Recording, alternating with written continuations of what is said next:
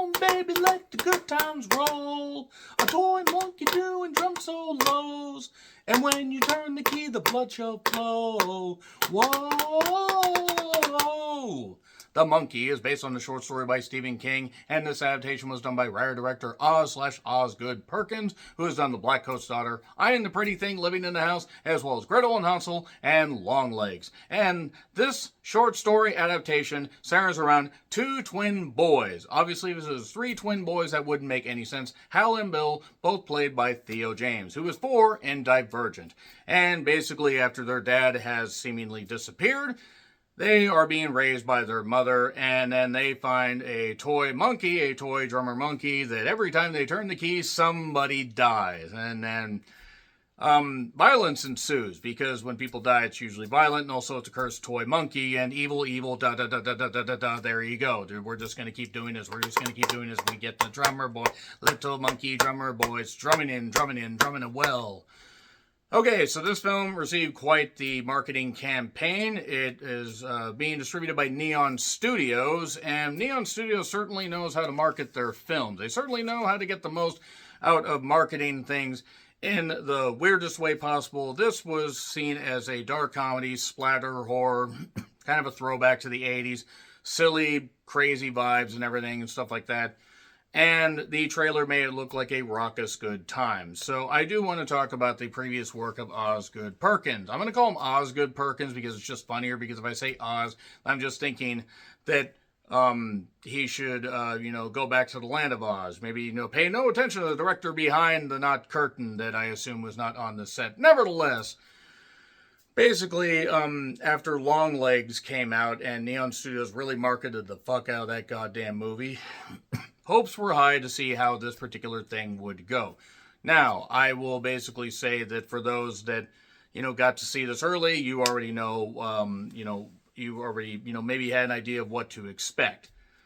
I, however, am not going to mix words here, and I'm basically going to say that this is the question, or this is one of the questions I was asking most often. When does the humor start? Was that supposed to be funny? Oh, I'm not laughing. Oh, this horror really isn't all that good. It's not really all that, crazy. It's not campy. It's not kooky. It's not scary and ooky. It's a little goopy. The Hal and Bill family. Yeah, I didn't like this. I didn't like this movie at all. And I will explain why in due course. Because yeah, the monkey probably should be seen as creepy, but it's not. And the thing is, the goofy tone that they try to set, it doesn't gel with them trying to make us care about this family, but you don't care about this family. I mean, I didn't care one goddamn bit what happened to any of these characters. I do want to shout Tatiana Maslany, who is gorgeous. Good grief, she's gorgeous. And you also have Elijah Wood in a bit part, and you have Rohan Campbell, you have Sarah Levy, and you have Christian Convery, who plays Hal's son, Petey. And there are elements to this film that should have worked. Like, the opening should have been a slam dunk, and I'll talk about, what happened and all that in the spoiler section, but that should have set the tone, and I was like, okay, I guess that was okay, but it was like, it wasn't really a great opening. It didn't exactly hook me, ironic given what happens in there. And then from there, we get them as kids, Hal and Bill as kids, and just a lot of it just doesn't work. It doesn't gel. I'm starting to think that Oz may have either believed his own goddamn hype, or maybe Neon Studios just feels they have a hit on their hands and they're just going to get him to do any horror project that they have. Now, he has a particular sense of style. Longlegs did have some stylish look to it. It also had Micah Monroe not being very good, because I don't think she's a very good actress. And this, again, Theo James is actually pretty good. The kids were all right. They weren't necessarily offensive. But for a 98-minute movie with end credits, this felt very, very stretched out. And yeah, it's a short story, but this really felt like they were stretching to just do anything. And also the twist really wasn't all that surprising. The movie doesn't really have any point. It is not entertaining. I mean, yeah, there's the little drummer monkey, that kind of stuff. The film barely comes alive even by the end.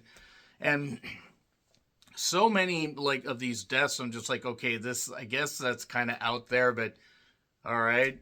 Like, the movie didn't know what it wanted to be. That's like the biggest thing about it, and that's actually the most disappointing thing, is it should have known what the fuck it was going to be.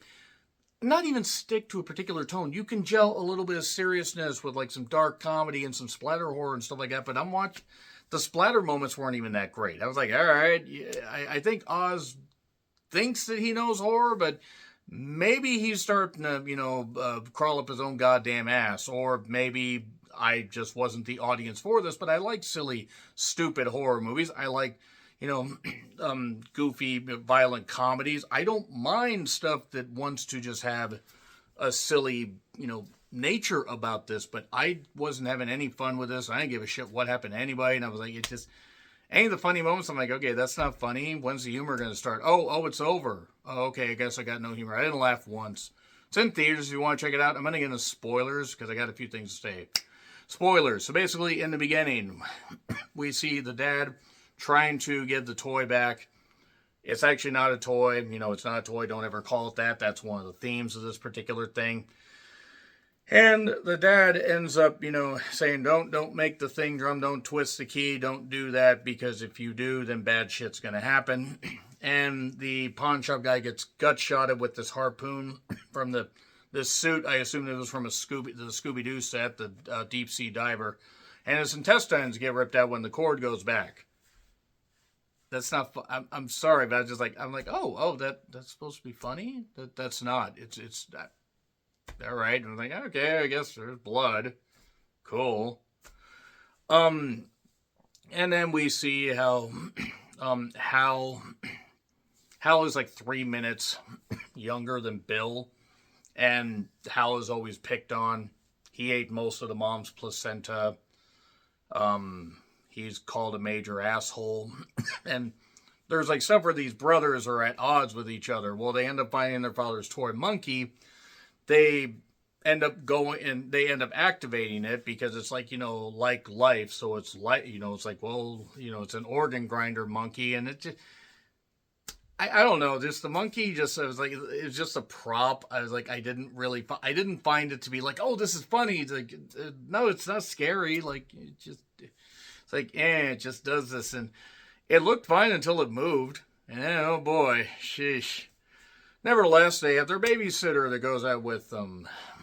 I recognize the babysitter from a few things, but they're at a hibachi place where she seemingly is flirting with the guy that is doing the hibachi stuff and all that, and then the monkey drums and she gets her head cut off, which actually, admittedly, should have been kind of good. Her head fell on the grill, but yeah, nothing. I didn't feel anything. I didn't feel any emotion other than, oh, that happened. And that's pretty much actually the big thing about this whole movie is, well, that should happen. The mother basically is doing some baking and stuff like that. Hal's tired of getting picked on. He wants his brother Bill dead. Then he turns the key. The thing is, Bill doesn't die. The mother dies. And then they go to live with their aunt and uncle. The uncle, by the way, is played by Oz, and yeah, I don't really think he's much of an actor either. I mean, he was in Nope, and I probably liked him better in that, probably because I didn't know who the fuck he was at the time. Even though I had seen a couple of his movies before Nope came out. Nevertheless, yeah, because the monkey is, activated and all that, now it's just doing whatever. The uncle gets trampled by a bunch of horses during a camping hunting trip. It was like a bunch of ooey gooey stuff in a sleeping bag. The aunt ends up getting her head set on fire and runs out into this for sale sign and gets impaled. So now we have, we also have like a little bit of a thing during this part where their kids were, Hal dreams of dropping a bowling ball on Bill. More on that in a bit. So basically the idea is if you whoever turns a key can't die, or at least won't die when that happens. So they end up growing up as people do unless they die. And they're separated basically. Bill is kind of fallen in to a trap of being like a hoarder, staying back, not really doing all that much, but still overlording Hal. Hal has a strained relationship with his son, Petey. Elijah Wood is in the film for literally one scene. I don't know why it wasn't really all that good. I mean, bless Elijah Wood. Elijah Wood's actually pretty funny, and I think has done a great job getting away from Lord of the Rings, but I don't know. I don't really know what it was, what the point of that was. But the idea is now that their aunt's dead, now there's an estate sale. There's a guy named Ricky that has weird, goofy, good Charlotte hair that ends up buying the toy monkey. And it turns out he is actually sent there by Bill, because Bill wanted to find the toy monkey because when they were kids, they stuffed the thing down the goddamn well. And then, basically Bill's all isolated. Hal is trying to protect Petey. They end up at a hotel, and the toy monkey's activated, and this beautiful, beautiful woman ends up exploding in a pool when something's thrown in there to electrify it. And a leg hits him. Oh shit, was that a leg? Again, none of this is really funny. Bill ends up calling Hal and basically controlling him and saying, you need to go there, you need to find the toy monkey, you need to do that. And the idea is basically Bill is trying to lure Hal and Petey into a trap. And the reason is because Bill blames Hal for their dead mother. To be fair, he did turn the key, but he was also a kid and he didn't know. And also, I don't know if the mother was stable enough to actually be living by this point. But yeah, it did fuck up their childhood. And then, the thing is a large amount of this movie is just based around the interaction with the brothers, Theo interacting with himself, and it's not very interesting. And Theo's actually a pretty decent actor, but just none of this works. Again, the family dynamic, I don't care about this family.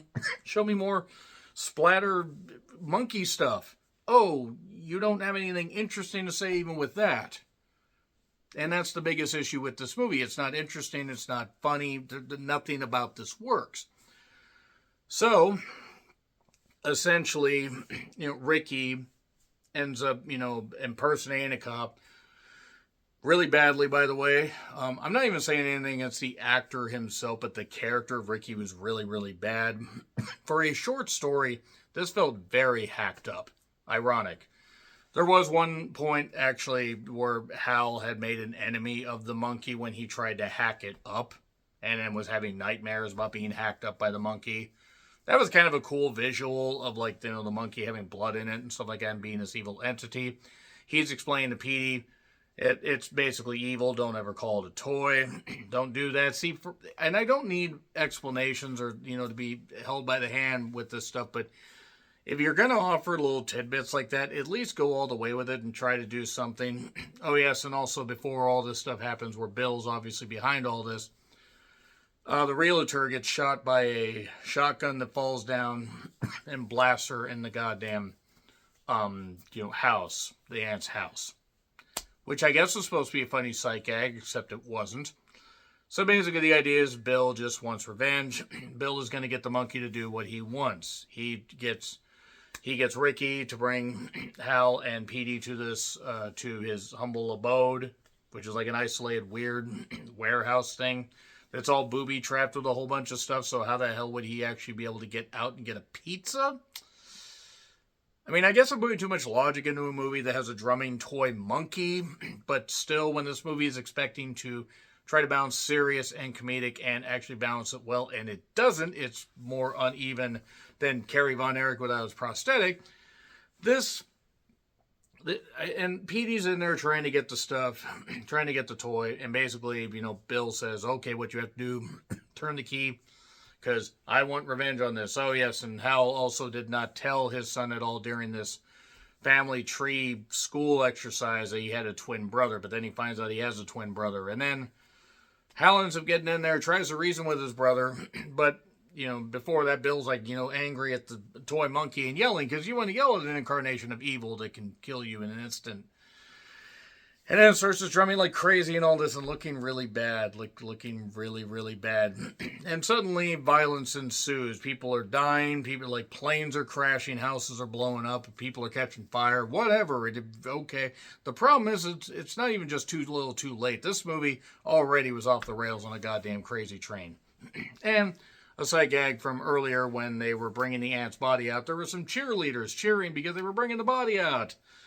More on that in a minute. He finally reasons with Bill, hey, let's Let's let bygones be bygones. Let's do what we can. Let's stop using the monkey, but prevent other people from using it so the violence stops.